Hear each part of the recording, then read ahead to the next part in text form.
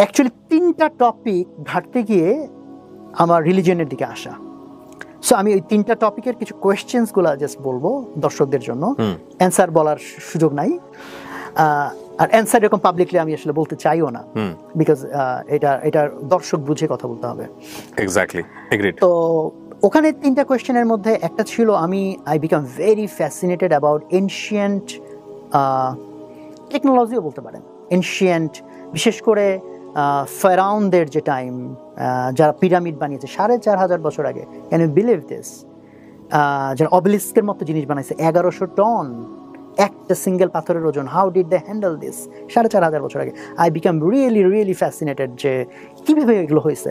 Pyramid নিয়ে পড়তে গিয়ে তো আমি মনে হয় অন্য জগতে চলে গেলাম, কারণ মানুষ তো এখন মনে করে পিরামিড জাস্ট কিছু পাথর বসাইছে হয়ে গেছে। না, এইটা নিয়ে ধরেন অ্যাটলিস্ট 1 ঘন্টা কথা বললে হয়তো মানুষকে বোঝানো যাবে যে এটা কত, মানে এটা লিটারালি এটা আনইমাজিনেবল। তার মানে ওখানে সায়েন্স নাই? অ্যান্সারটা দিব না এখনই।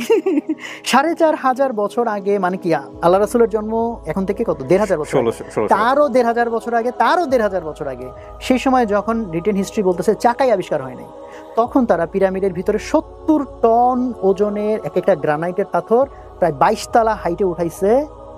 70 টন মানে একটু বুঝতে হবে, একটা ট্রাক নিতে পারে কয় টন? 5 টন।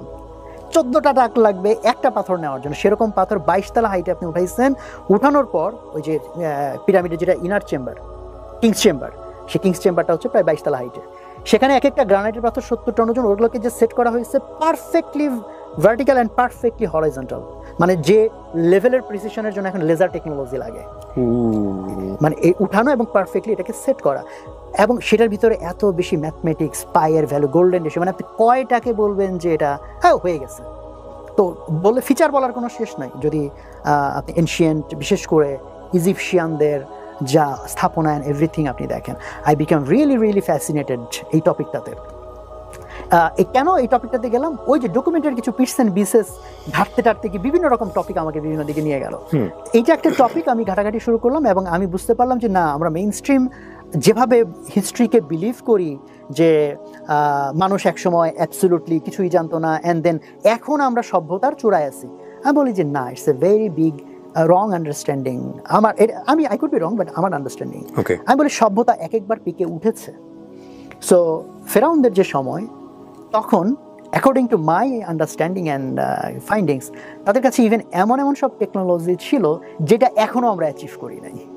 আমি ইজিপ্টে যখন ইজিপ্টে দেন্দুরা একটা টেম্পল আছে, দেন্দুরা মন্দির, আমি ইজিপ্টে ভিজিট করি। দেন আমার তো অনেক দিনের ইয়ে ছিল, এগুলো দেখবো নিজে। দেন্দুরা টেম্পলে আপনি দেখবেন যে সাবমেরিনের ছবি আছে, হেলিকপ্টারের ছবি আছে, আনবিলিভেবল। তো যাই হোক, এটা আমাকে খুব ফ্যাসিনেট করে। আমি জাস্ট ওখান থেকে দেন আমি এনশিয়েন্ট আরো যে সভ্যতাগুলো আছে, মাচু পিচু বলেন বা গোবেকি তাপ্তি বলেন, এরকম আরো অনেক কিছু আমি ঘাটতে শুরু করি। তখন আমি বুঝতে পারি যে ইতিহাসের যে বয়ানটা আমরা শুনে অভ্যস্ত, এর মধ্যে অ্যাকচুয়ালি আরো অনেকগুলা ভাবে দেখার অনেক কিছু আছে। ইটস সামথিং মিস্টেরিয়াস, এটা একটা অ্যাঙ্গেল। দেন আমার তখন তো আমি যেহেতু রিলিজিয়ন নিয়ে ঘাটাঘাটি করি না, I was not that much interested. But একটা জিনিস আমাকে ইন্ট্রিগ করলো, সেটা হচ্ছে অ্যাটলিস্ট আমি এটা জানি, যেহেতু কোরআন আমি পিটস অ্যান্ড বিসেস এখন তখন একটু ঘাটাঘাটি করছি, আমি দেখছি যে কোরআন শরীফের মধ্যে ফেরাউন দিয়ে ভরপুর। ফেরাউন মুসা এইটা এত বেশিবার আসছে, বাকি সমস্ত প্রফেটদের সমস্ত স্টোরি যোগ করলেও ফেরাউন মুসার সমান হবে না। আমার কাছে তখন একটা জিনিস খুব পিকুলিয়ার মনে হলো যে কোরআনের দৃষ্টিতে সবচেয়ে বড় ভিলেন তো শয়তান, ঠিক আছে। যদি কোরআনের বর্ণনা ভঙ্গি থেকে যান, তাহলে সেকেন্ড বিগেস্ট ভিলেন কে? ফেরাউন। বাট আমার কাছে মনে হলো যে ফেরাউন এমন কি করছে যে এত বড় ভিলেন? এখন আপনি বলবেন ফেরাউনের দোষ কি? ফেরাউনের একটা দোষে আল্লাহকে মানে নাই, আল্লাহকে তো আরো কোটি কোটি মানুষ মানে না, সে নিজেকে খোদা দাবি করছে। আপনি দেখেন আমাকে, আগেকার রাজা বাচ্চা কে আছে নিজেকে খোদা দাবি করে নাই? নমরুদ নিজের খোদা দাবি করে নাই, বাদ বাকি কিংস অলমোস্ট এভরিওয়ান, সবাই তাদের পায়ে পূজা দিতে হইতো, সেজদা করতে, কেন? সবাই নিজেকে খোদা দাবি করছে। নাম্বার 3, সে অনেক ক্রুয়েলটি করছে, অনেক বাচ্চাকে মেরে ফেলছে। ক্রুয়েলটির দিক থেকে তো ফেরাউন টপ মোস্টে নাই, তার চেয়ে আরো ক্রুয়েল আগেও ছিল, আরো পরেও ছিল, এখনো আছে। হোয়াট স্পেশাল অ্যাবাউট ফেরাউন?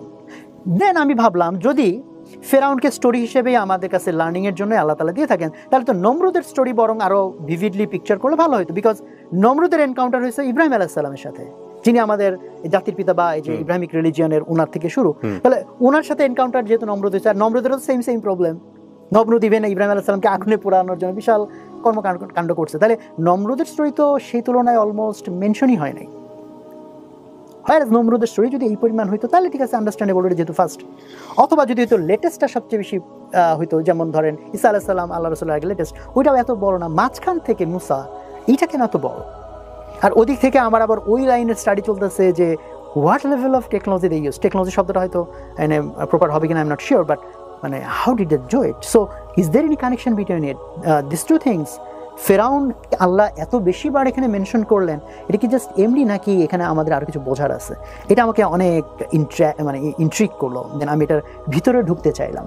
সো এটা একটা জার্নি, সেই জার্নির মধ্যে কী কী পাইলাম সেটা তো বলতে গেলে আমার অনেকগুলো এপিসোড বলতে হবে, জাস্ট আমি ইন্ট্রিক করার জন্য। সেকেন্ড যে টপিকটা আমাকে খুব ইন্ট্রিক করলো সেটা হচ্ছে গ্লোবাল পলিটিক্সের কিছু ইস্যু, বিশেষ করে হচ্ছে সেকেন্ড ওয়ার্ল্ড ওয়ারের পর ইংরেজরা, মানে আমি এই জিনিসটা যাদেরকে বলি তাদেরকে প্রথমে আমি এই প্রশ্নটা বলি যে দেখেন, একটা গ্রামে যদি একটা মাতবর অনেক দিন ধরে মাতবরি করে, দেন একটা নতুন মাতবর যদি গজায়, তা তাদের মধ্যে কি হবে? মানে সম্পর্কটা কেমন হবে? বন্ধু হবে? শত্রুতাপূর্ণ হবে, ভয়ঙ্কর রকম শত্রু হবে, একজন একজনকে পারলে মেরে ফেলবে।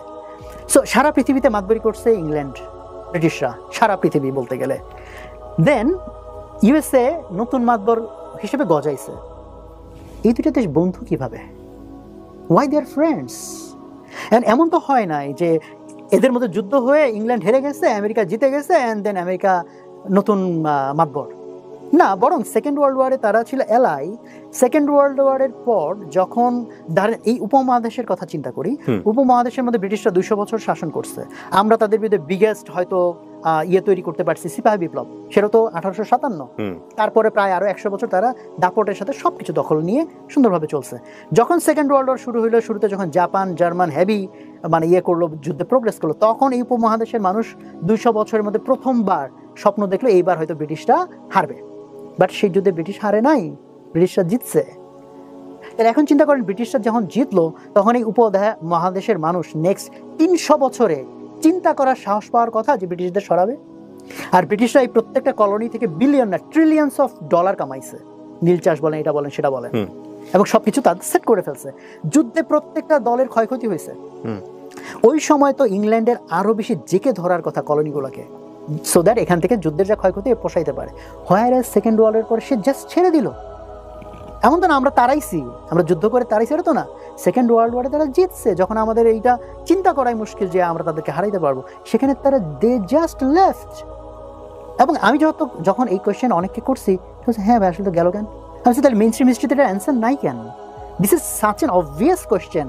অ্যান্ড দেন নতুন মাতবর গজাইলে আমেরিকা, তাদের মধ্যে কিন্তু মারামারি হইলো না, সে জাস্ট রাজত্ব ছেড়ে দিল, অ্যান্ড তারা দে বিকাম ফ্রেন্ড, যেটা হওয়ার কথা না, নতুন মাতবর পুরনো মাতবর। তারপরেও যদি এই মাতবরিতে ইংল্যান্ড বড় ভাই হইতো, আমেরিকা ছোট ভাই হইতো, মানা যেত। বাট আমেরিকা বড় ভাই, ইংল্যান্ড ছোট ভাই, তার লেজ ধরে ঘুরে। ইংল্যান্ডের মতো একটা উন্নাসিক জাতি, তারা আরেকটা জাতির লেজ ধরে পিছিয়ে পিছিয়ে ঘুরবে, হাউ কাম? এটা কিভাবে সম্ভব? তো এটা আমাকে খুব ইন্ট্রিক করলো। দেন আমি এটার ডেপথে যাওয়ার চেষ্টা করলাম, কেন, কিভাবে, first world war, second world war, কী কী ঘটনা ঘটলো, বলশেভিক রেভলিউশন, এইদিকে ইত্যাদি ইত্যাদি সব কিছু মিলে ওটা আরেক জগতে আমাকে টেনে নিয়ে চলে গেল। এটা সেকেন্ড টপিক। থার্ড টপিক হচ্ছে মানি, টাকা কিভাবে তৈরি হয়। তো এটা আমাকে খুব ইন্ট্রিক করছে অন্য আরেকটা কারণে।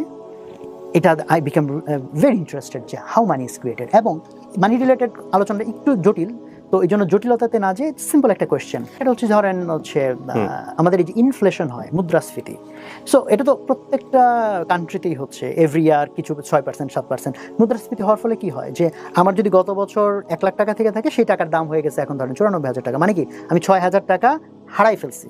কে হারাইছে?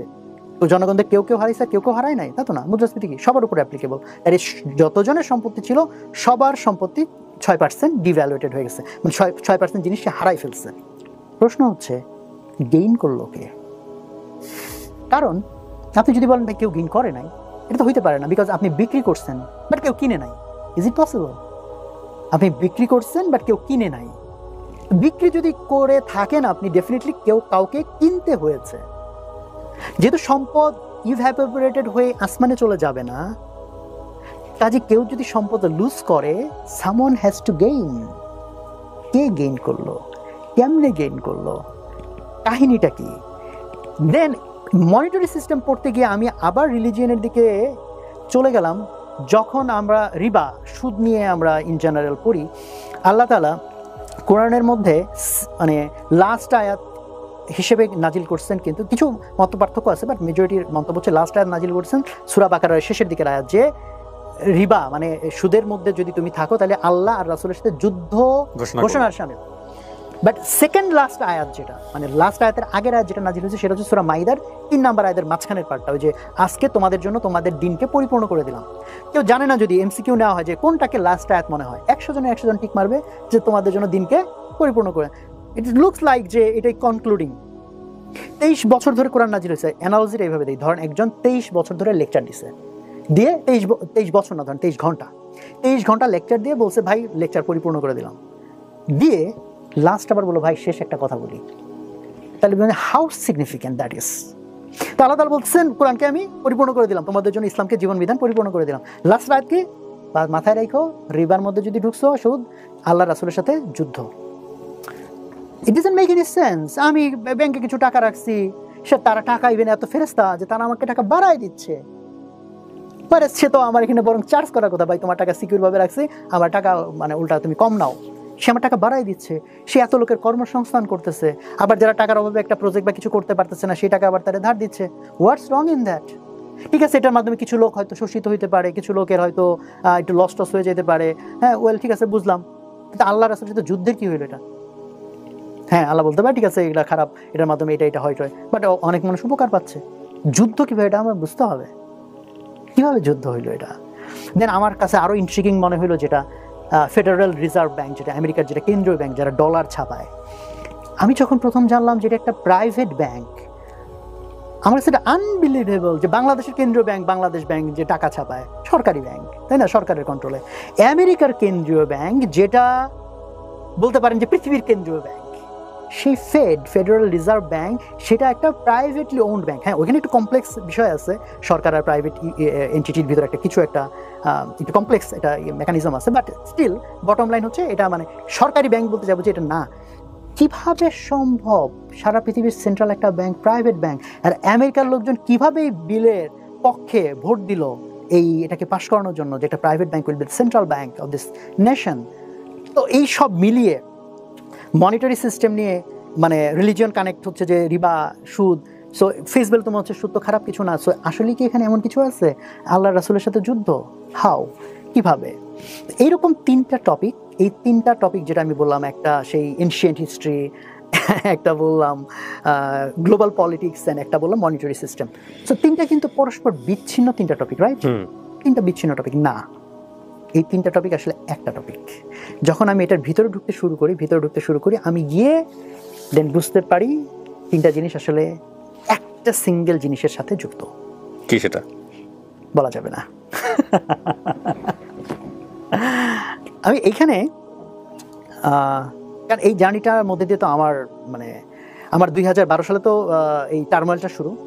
2012-র লাস্টের দিকে যখন আমি চলে আসলাম, অলরেডি কয়েক মাস ধরে এগুলো ঘাটতে আমার মাথা নষ্ট হওয়ার মতো পায়। মানে পৃথিবীটা আমি কিভাবে জানি, পৃথিবীকে কিভাবে চিনি, আর আপনার সমস্ত ওয়ার্ল্ড ভিউ চোখের সামনে দেখতেছেন যে কত বড় বড় মিথ্যা জিনিস আমার সামনে প্রেজেন্ট করে রেখে দিচ্ছে, অ্যান্ড একের পর এক জিনিসপত্র দেখে আপনি বুঝতেছেন যে মানে আপনার কাছে মনে হচ্ছে যে আমি কি স্বপ্নের মধ্যে না বাস্তবে। এই ঘোরের মধ্যে যখন আসি, অ্যান্ড দেন পুরো জিনিসটা একটা সেন্ট্রাল জিনিসের দিকে আমাকে নিয়ে যাচ্ছে, যেখান থেকে ওই সেন্ট্রাল জিনিসটা আমি বলবো না, বাট যেখান থেকে আমার মধ্যে ধারণা তৈরি হচ্ছে রিলিজিয়ন ব্যাপারটাকে আমি যেভাবে চিন্তা করছি এটাকে সিরিয়াসলি এখন চিন্তা করতে হবে। ওকে, তারপর কি হলো? তখন আমি ভাবলাম যে ওয়েল, বাট এত পরে আমার কাছে মনে হচ্ছে ওয়েল রিলিজিয়ন যদি সত্যি হয় তাহলে তো আমার জন্য বিপদ। বিকজ আমারই 12 বছরের লাইফস্টাইল, আমি যাদের সাথে মিশি, আমি যেভাবে সাকসেসকে ডিফাইন করি, আমার যা দৃষ্টিভঙ্গি, যাদের সাথে মিশি, সব কিছু মিলিয়ে, কারণ আমি এতদিন ধরে যেভাবে চলছি তাতে আমার কাছে এটা অকল্পনীয় আমার দাঁড়িয়ে আর টুপি থাকতে পারে, অকল্পনীয়। কারণ আমার অবস্থা এমন হলো যে আম্মা যখন টের পাইলো, যখন আমি ভার্সিটি চলে আসছি যে ছেলে তো নামাজ কালাম সব ছেড়ে, দেন দে গেট টু নো যে ছেলে তো ধর্ম থেকে দূরে চলে গেছে। আমার আম্মা লাস্টে বললো যে তোমার কাছে আমি কিচ্ছু চাই না, ধরো তুমি টাকা পয়সা আমার দিব কোনো, সেটা তো নাই, যে ধরো তুমি আমার সাথে ইভেন সম্পর্কও রাখবা না, মনে করো যে জাস্ট আমি কিচ্ছু না, তোমার ক্যারিয়ার না, তোমার রেজাল্ট না, কিচ্ছু না, তুমি জাস্ট পুরা নামাজ না, শুধু ফরজটুকু পড়বা। মানে কি পরিমাণ ডেসপারেট আম্মা হয়েছে যে আমি তো আর সে ধরা দিই না, আমি তাইরে নাইরে করি, এই বলি সেই বলি ইত্যাদি ইত্যাদি। আমার যে আসলে যত চোখের পানি আল্লাহর কাছে ফেলছে হয়তো সেটার কারণে আল্লাহ আমাকে, কারণ আমি যেভাবে একটু টাইপের, একটু তেরা টাইপের, আমার জন্য হচ্ছে নর্মালি জাস্ট বিলিভ করা, এটা আমার জন্য আসলে অনেক টাফ। তা আল্লাহ আমার জন্য একটা রাস্তা খুলে দিচ্ছেন, যেটাতে যে জার্নির থ্রুতে আমার জন্য এটা ইজি হয়েছে। আদারওয়াইজ জাস্ট বিলিভ করাটা আসলে মানে আমার জন্য ডিফিকাল্ট। ওই জার্নি থেকে তখন আমি বুঝলাম যে হ্যাঁ, রিলিজিয়ন মনে হয় সত্যি, অ্যান্ড এটা সিরিয়াস বিষয়, এটা জাস্ট এমনি এমন কোনো বিষয় না। তখন আমি ভাবতেছি যে আমার তাহলে একটু শিওর হবে, বাট আমি ভাবতেছি যদি রিলিজিয়ন সত্যি হয়, ওয়াও, তাহলে তো আমার পুরো লাইফস্টাইল, প্রত্যেকের একটা কমফোর্ট জোন থাকে না, তো সেই কমফোর্ট জোন আমার পুরো ভেঙে যাবে, আমাকে কমপ্লিটলি আমার লাইফকে নতুনভাবে চিন্তা করতে হবে। তো আমি ভাবছি থাক ভাই, আমার এই এত সত্যি জানা দরকার, লাইফ যেমনি আছে এমনি যাই। বাট এই যে এত সব টপিক আমাকে যেভাবে পোক করে, তাতে আমি তো আবার ভাবতেছি না ভাই, আমাকে সত্যিটা জানতে হবে, আবার ভাবতেছি ভাই সত্যি জানার দরকার নেই। এই ব্যাক অ্যান্ড ফোর্থের মধ্যে চলতেছে আমার। একবার ভাবি না সত্যি যেটাই হোক জানতেই হবে, আচ্ছা ভাই আমার সত্যির দরকার নেই, রিলিজন যদি সত্যি হয় যে আমার জন্য বিপদ, বিকজ আমার পুরা ওয়ার্ল্ড ভিউ, লাইফস্টাইল সব কিছু চেঞ্জ হয়ে যাবে। তখন আমার মনে হয় সেই ব্যাক অ্যান্ড ফোর্থের মধ্যে দেন আমার এনাফ কারেজ তৈরি হইল, সাহস, আমি সাহস শব্দটাই বলবো, টু অ্যাকসেপ্ট দ্য ট্রুথ। আমি তখন আল্লাহর কাছে দোয়া করছিলাম, মানে যখন আমি এই সাহসটুকু অর্জন করতে পারছি, ওয়েল যদি রিলিজিয়ন সত্যি হয়, তাতে যদি আমার কমপ্লিট লাইফস্টাইল চেঞ্জও করে ফেলতে হয়, স্টিল আমি জানতে চাই এটা সত্যি কিনা। তখন আমি আল্লাহর কাছে দোয়া করছি, এমনি দোয়া করছি যে আল্লাহ, মানুষ যেরকম বলে যে তুমি হচ্ছে সর্বদ্রষ্টা সর্বশ্রোতা, তো তুমি, আমি যে এখন কিছু একটা বলতেছি মনে মনে, এটা তো তুমি জানো। আমি আমার মধ্যে কারেজ তৈরি করছি to accept the truth, whatever the truth is. আমি আমার মধ্যে সেই কারেজটা জমা করছি। Now you show me the path, because আমি এখন সারেন্ডার করছি যে যেটা সত্যি তুমি আমাকে গাইড করো, আমি সেই রাস্তায় চলবো, সেটা চলার জন্য আমি কারেজ জমা করছি। এখন তুমি যদি আমার রাস্তা না দেখাও, তাহলে আমার কোনো রেসপন্সিবিলিটি নাই, it's up to you. I surrender myself. হ্যাঁ, এরপরে আসলে মিরাকল হ্যাপেন্ড। এরপরে আসলে এমনভাবে, ওই যে 3টা টপিক বলতেছিলাম, ওই 3টা টপিক নিয়ে তো তখন আমি একটা জায়গায় আসলে তখন পৌঁছাই নাই, মানে এই দোয়ার পরে আসলে আল্লাহ তাআলা আমাকে এক জায়গায় পৌঁছাই দিছে। এমনভাবে লাইফে এমন সব ঘটনা ঘটতে শুরু করলো, এমনভাবে বিভিন্ন অ্যাঙ্গেল থেকে আমার কাছে নলেজ আসতে শুরু করলো, এটা এক্সপ্লেনেবল না, এটা আই ক্যানট এক্সপ্লেইন ইট।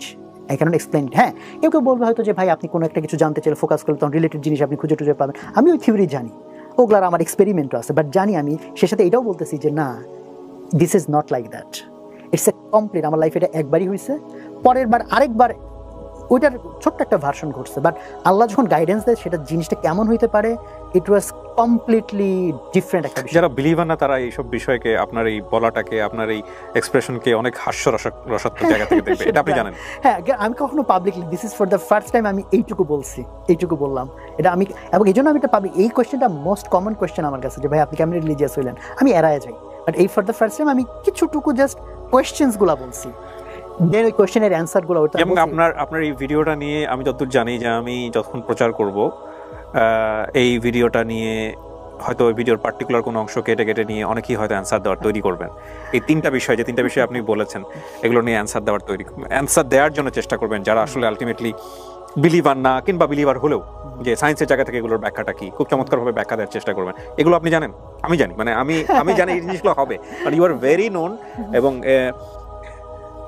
আমি জানি না এই ভিডিওতে সম্ভব হবে কিনা, বা পরবর্তীতে আপনি এগুলোর অ্যান্সার নিয়ে কোথাও আসবেন কিনা, বাট আমি আজকে নিয়ত করতেছি, সেটা হলো যে এই 3টা কোশ্চেনের অ্যান্সার আপনি কি জানেন, সেটা আমি আপনার কাছ থেকে জানবো। এবং আপনি যদি আমাকে জানাতে চান, ডেফিনেটলি আমি আপনার সাথে ব্যক্তিগতভাবে বসবো এবং আমি জানবো, ইনশাল্লাহ।